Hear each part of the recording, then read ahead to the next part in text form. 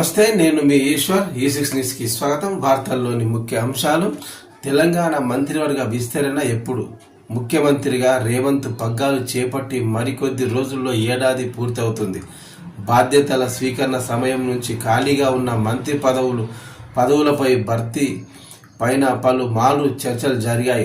అనేక మంది పేర్లు రేసులోకి వచ్చాయి. కానీ ఇప్పటి వరకు ఇంకా స్పష్టత రాలేదు. అయితే ఏడాది పాలన ఉత్సవాలకు సిద్ధమవుతున్న క్రమంలో మంత్రివర్గ విస్తరణ పైన ఏఐసిసి సీఎం రేవంత్ కీలక ప్రకటన చేయనున్నట్లు సమాచారం. అయితే కాంగ్రెస్ ప్రభుత్వం ఏర్పాటు అయి ఏడాది అవుతుంది. ఇదే సమయంలో మంత్రివర్గంలో స్థానం కోసం ఆశలు పెట్టుకున్న నేతలు ఏడాది కాలంగా నిరీక్షణతోనే ఉన్నారు. రేవంత్ మంత్రివర్గంలో 6 స్థానాలు భర్తీకి అవకాశం ఉంది. ప్రభుత్వం ఏర్పడి మూడో నెల నుంచి విస్తరణ గురించి చర్చలు జరుగుతున్నాయి. పలువురికి బెర్తులు ఇస్తామని పార్టీ నేతలు అంచనాలు వేసుకున్నారు.